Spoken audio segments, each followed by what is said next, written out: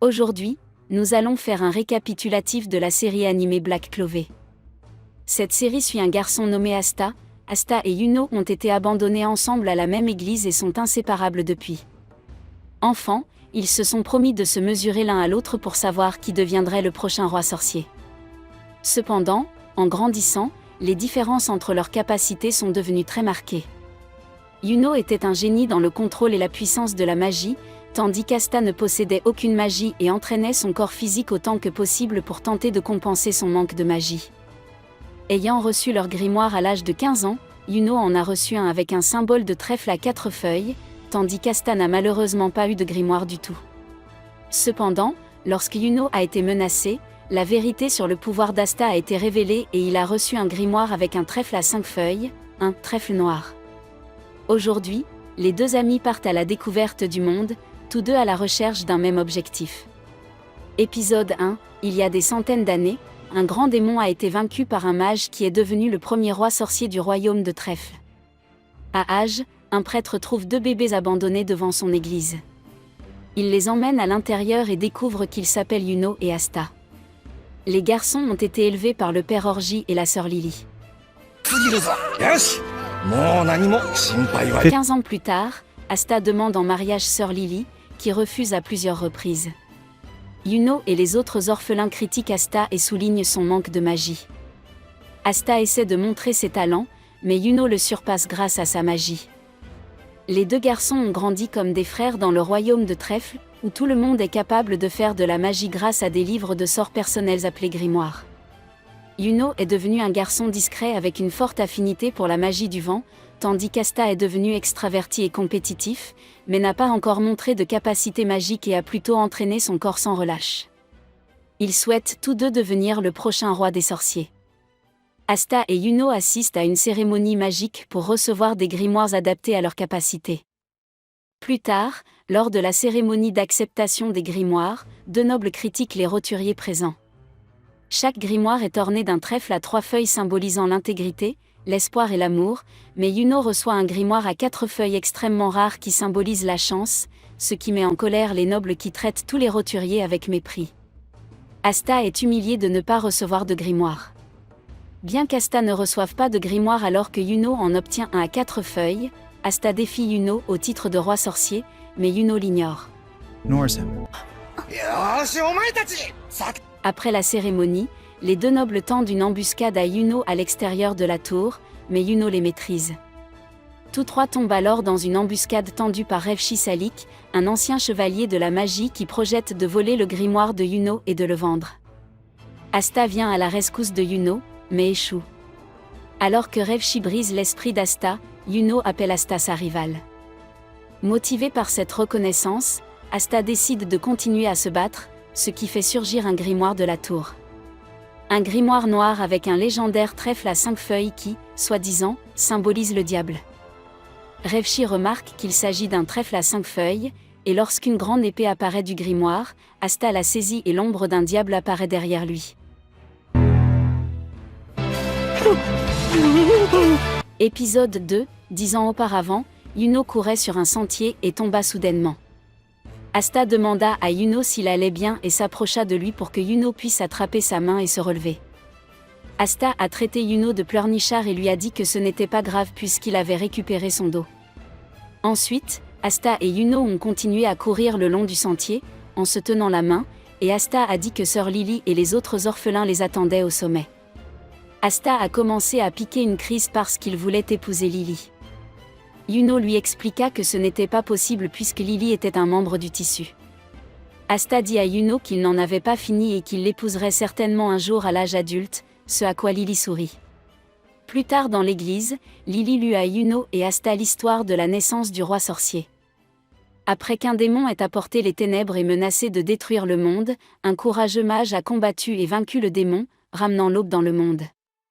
Pendant ce temps, Yuno semblait effrayé et Asta était très intéressée par l'histoire.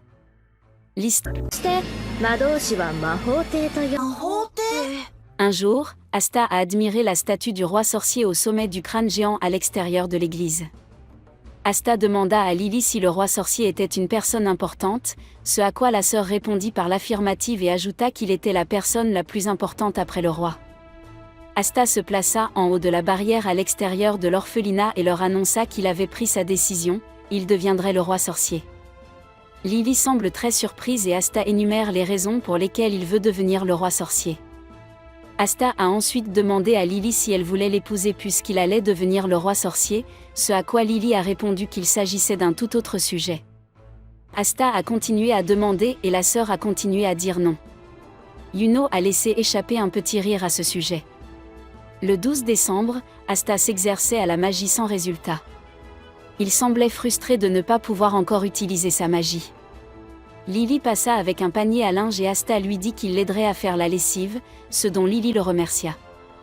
Il lui demanda alors de l'épouser, ce à quoi elle répondit immédiatement non. Il a essayé de lui redemander, mais elle a continué à l'interrompre et à refuser. Yuno est venu essayer d'arrêter les pleurs de bébé Nash, et Asta a dit à Yuno de ne pas se mettre à pleurer lui aussi. Asta dit qu'il allait devenir le roi sorcier et qu'il n'y avait aucune difficulté à arrêter les pleurs d'un bébé ou de deux. Quand Asta a attrapé Nash, il a commencé à le secouer brutalement, ce qui a fait pleurer Nash encore plus. Lily réussit à arrêter les pleurs de Nash et Asta sembla très surpris. Reka se moque d'Asta parce qu'il a déclaré qu'il serait le roi sorcier dans un futur proche. Le père Orsi demande aux orphelins de porter une lettre à une autre ville. Asta se porta volontaire mais Orsi choisit Yuno à la place. Asta dit à Yuno qu'il irait, mais Yuno refuse et s'empare de la lettre pour partir. Dans la ville, Yuno a remis la lettre et a été accosté par un ivrogne qui a pris le collier du garçon. Asta remarque que Yuno est en retard. Yuno tenta de riposter avec sa magie du vent, mais l'ivrogne se moqua de lui et de sa faible magie. Soudain, Asta s'élança et tenta de s'attaquer à l'homme, qui le repoussa. Cependant, à chaque fois qu'il était frappé, Asta se relevait et réclamait le collier. Voyant la détermination du garçon couvert de sang et d'échymose, l'homme finit par abandonner et laisse tomber le collier.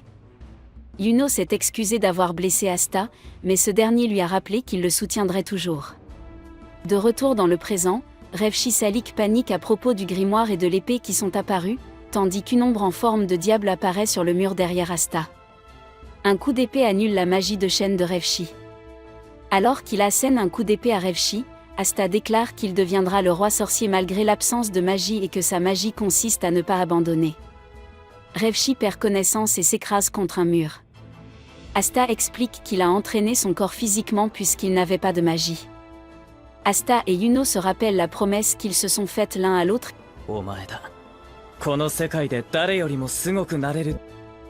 Épisode 3, une ville est attaquée par un démon géant. Le premier roi sorcier apparaît alors et vainc le démon. Au cours des générations suivantes, le royaume de Trèfle est protégé par un roi sorcier, qui commande 9 escadrons de chevaliers magiques. Tous ont pour mission de protéger le royaume et ses citoyens au péril de leur vie. Asta termine ses 1000 coups avec l'épée qu'il a tirée de son grimoire et boit du jus de feuilles de Moguro. Yuno s'est également entraîné, coupant du bois et brisant des pierres. Tous deux veulent se présenter à l'examen d'entrée des chevaliers magiques. Sœur Lily et le père Orsi rendent visite à Druo pour discuter de la possibilité pour leur fils adoptif de passer l'examen.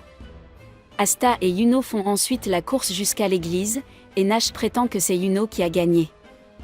Le lendemain, alors qu'Asta s'entraîne, Nash s'approche de lui et lui dit que les orphelins sont trop faibles et trop pauvres pour rêver de devenir chevalier magique.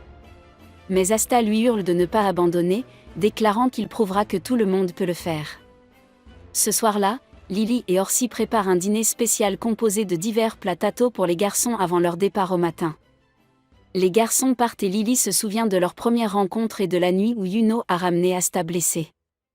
Pendant leur long voyage vers la capitale royale, les garçons continuent de s'entraîner. Épisode 4, 6 mois après avoir reçu leur grimoire, Asta et Yuno se rendent à un endroit pour passer l'examen d'entrée des chevaliers magiques. Bientôt les garçons arrivent à Kika et s'inscrivent à l'examen d'entrée des chevaliers magiques. Alors que tous les candidats attendent, ils sont approchés par les anti-oiseaux, qui se dirigent vers ceux qui ont moins de pouvoir magique. Ils s'éloignent donc de Yuno et envahissent Asta.